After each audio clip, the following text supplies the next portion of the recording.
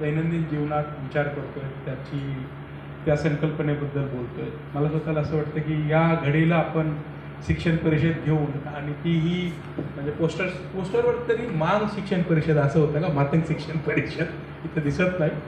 तर ज्ञान ही वैश्विक संकल्पना आहे, जसं शिक्षण ही वैश्विक संकल्पना आहे. तर हे जे सुरुवातीचं ॲडजेक्टिव्ह जे आहे, मांग शिक्षण, बौद्ध शिक्षण, मराठा शिक्षण, माळी शिक्षण, तर याच्यासाठी आहे कारण आता हे या व्यवस्थेचं दुर्दैव आहे. आपण जाती समाजातली माणसं आहोत आणि जातीच्या वैशिष्ट्यात बोलल्याशिवाय आपल्याला वैश्विक संकल्पना कळत नाही. हे या देशाचं दुर्दैव आहे, कारण जाती समाज आहे. मग फुल्यांचं जर आपण एकूण लिखाण बघितलं तर फुल्यांनाही त्यांच्या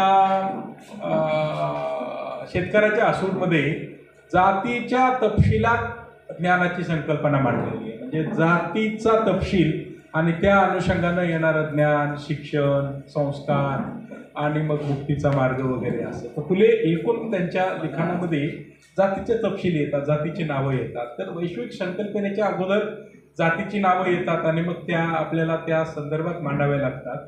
तर हेही एका अर्थानं सामाजिक परिवर्तनाच्या चळवळीसाठीचं आवश्यक असणारी एक मांडणी पद्धती आहे असं आपण म्हणूया. पण आजच्या शिक्षण परिषदेच्या अनुषंगानं 2-3 गोष्टीचा खरं म्हणजे विचार करायला पाहिजे. तर मुळात सावित्रीबाईंची जी शिक्षणाची संकल्पना आहे, महात्मा फुलेंची जी शिक्षणाची संकल्पना आहे, गतिविना मती गेले, मतिविना वित्त गेले, एवढे सगळे आनंद एका विद्येने केले वगैरे. तर महात्मा फुलेंची ही शिक्षणाची संकल्पना जी आहे, ज्ञानाची संकल्पना जी आहे, ती शिक्षणाची संकल्पना हे दुःख दारिद्र्य हटवण्याशी संबंधित आहे. महात्मा सावित्रीबाईंची शिक्षणाची संकल्पना हे पशुत्व हटण्याशी संबंधित आहे.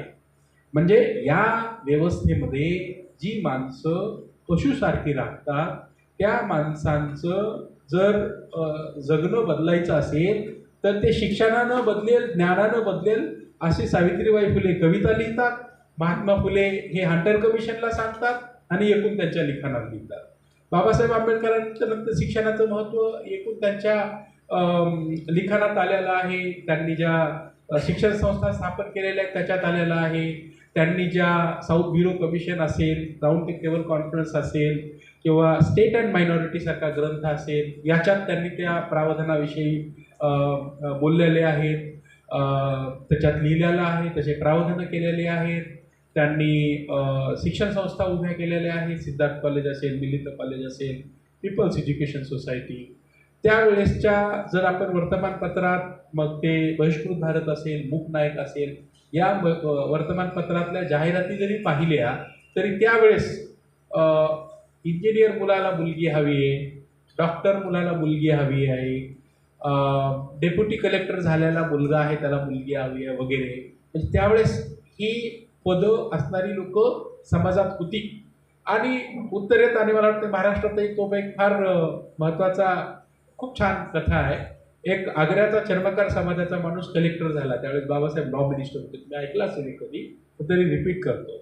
तर त्या कलेक्टर महोदयानं दलित समाजाच्या सांगितलं की मी आग्र्याचा आहे, अस्पृश्य जातीतला पहिला कलेक्टर आहे या प्रांतामधला, आणि मला लॉ मिनिस्टर, त्यावेळेस बाबासाहेब होते, मोठा माणूस लॉ मिनिस्टर होते, मला तुम्हाला भेटायचं आहे. वेळ मागितलं पत्र लिहून.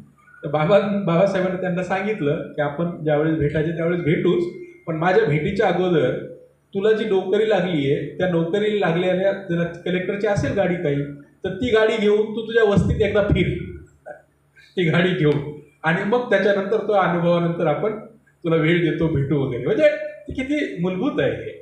म्हणजे शिक्षणामुळे तुमच्या समाजाचं जे काही मॉरल एनकरेजमेंट जे आहे, ती धैर्य वाढणं जे आहे ते शिक्षणामुळे वाढतं.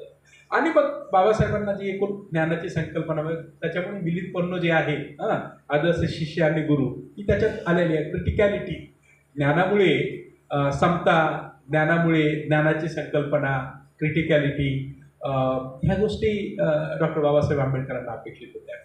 रुसो नावाचा एक मोठा तत्ववेत्ता आहे, त्यांनी त्यांच्या इमिली नावाच्या ग्रंथामध्ये ज्ञानाची संकल्पना, शिक्षण, सिटिझनशिप, इंडिव्हिज्युअलिटी, फ्रीडम, या सगळ्या संकल्पना ह्या ज्ञानाशी संबंधित आहेत असं म्हणताय.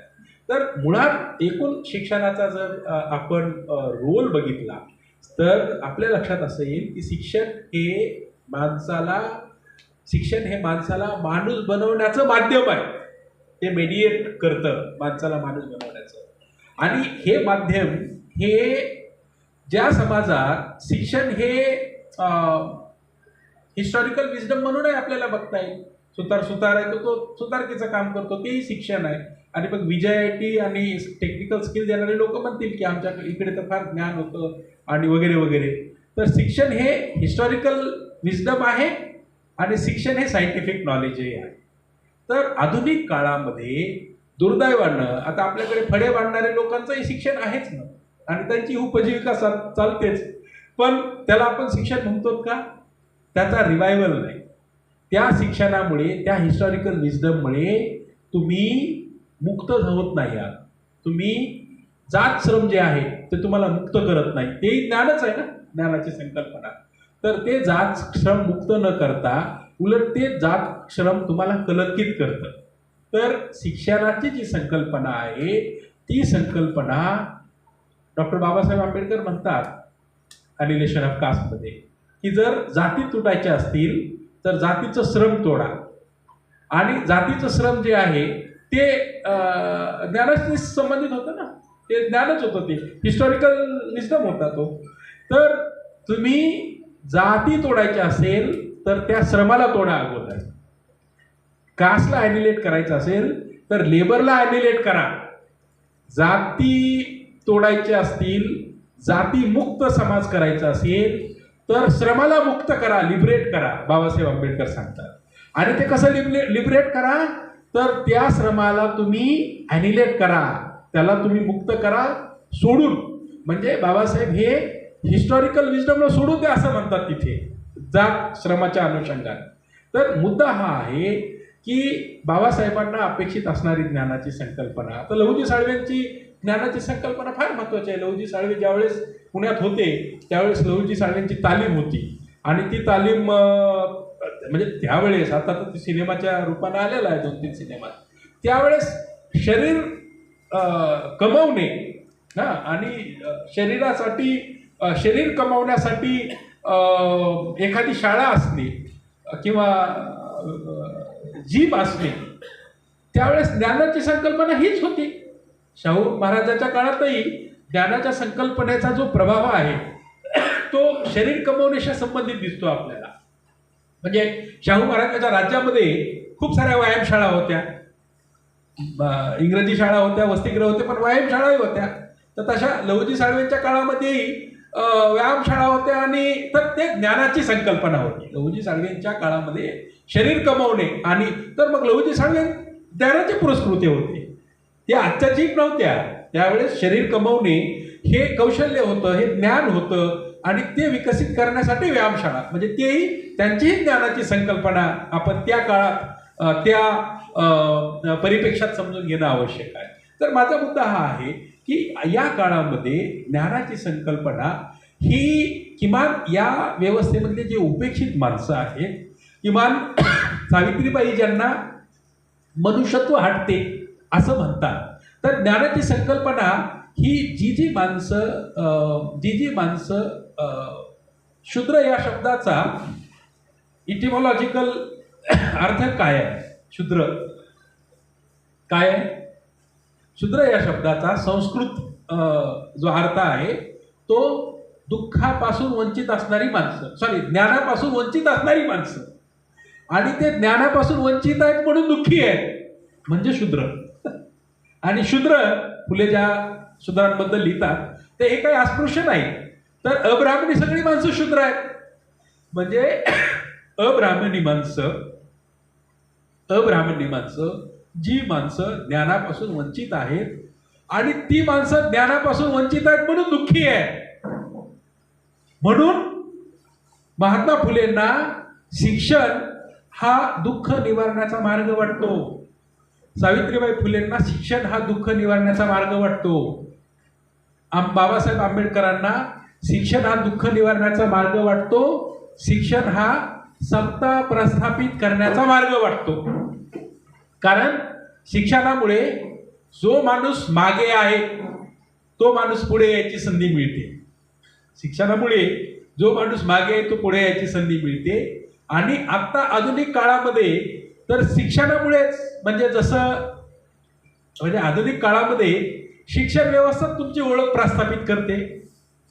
म्हणजे जात समाजामध्ये एखादा माणूस 18 पगड जातीमध्ये कोणत्याही जातीचा असेल तर गावात त्याची आजही ओळख त्या जातीचा म्हणूनच असते. त्या माणसाची तर असतेच, पण त्या वस्तीची ओळख त्या जातीनुसारच ठरते. त्या वस्तीची तर आहेच, पण त्या गावाच्या आजूबाजूच्या शेत्या कोणाच्या आहेत, ही याची शेती, ती त्याची शेती, ती धनगराची शेती, माळ्याची शेती, मांगामाराची शेती आजही म्हणतात ग्रामीण भागात, हे का लोकांना माहीत असतं. म्हणजे आधुनिक काळामध्ये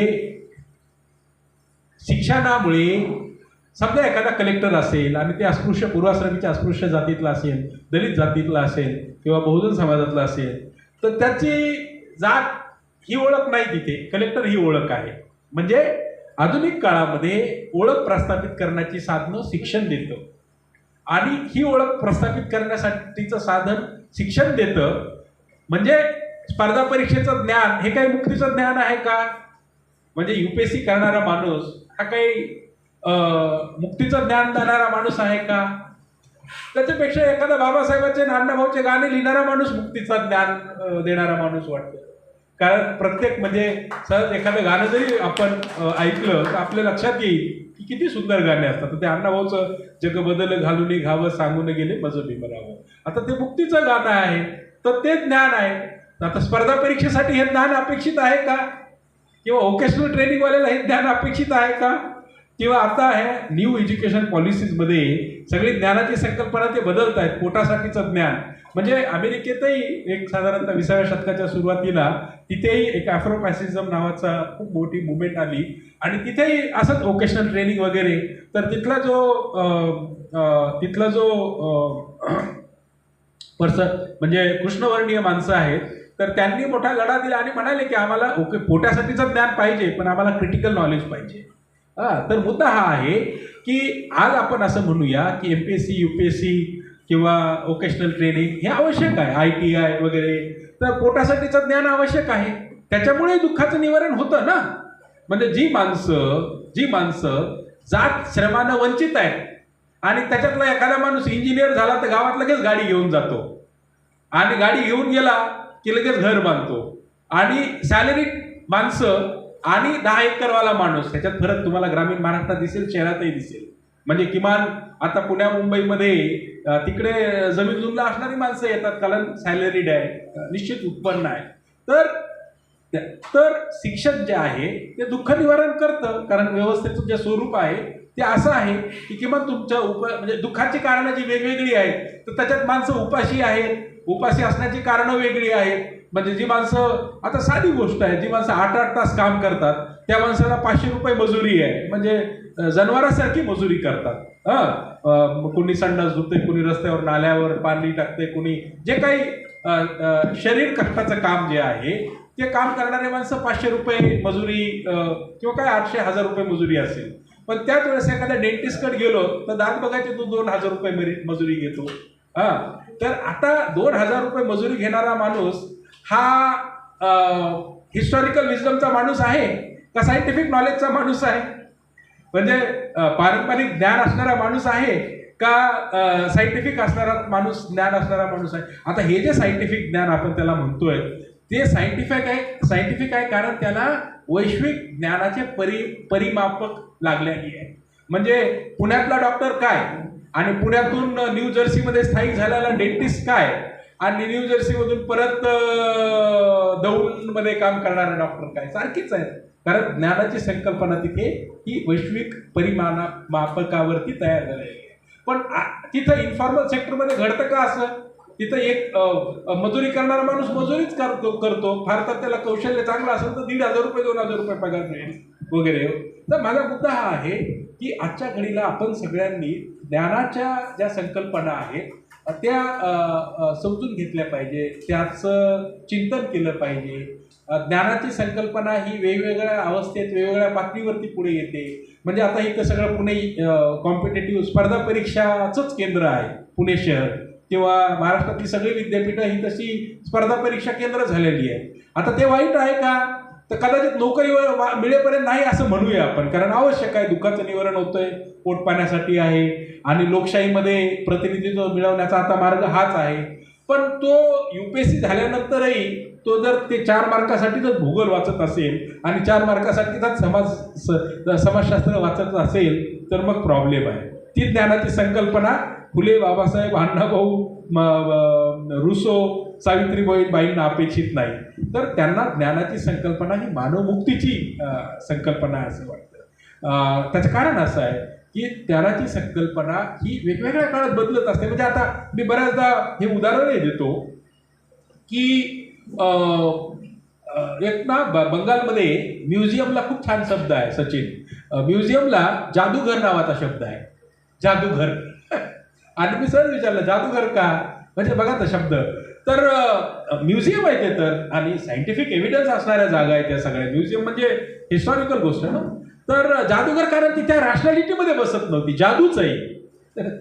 म्हणजे ज्या गोष्टी त्या काळात रॅशनॅलिटीमध्ये बसत नव्हत्या ती जादू, म्युझिक त्यांच्यासाठी. म्हणजे त्या म्हणजे बऱ्याचदा आपण मिथकाच्या स्वरूपात म्हणतो ना, पुणे ठाणे रेल्वे धावली त्यावेळेस काहीतरी अण्णाभाऊची कथा आहे या प्रकारची. आमच्या गावात बैलगाडीचं चाक फिरल्यामुळे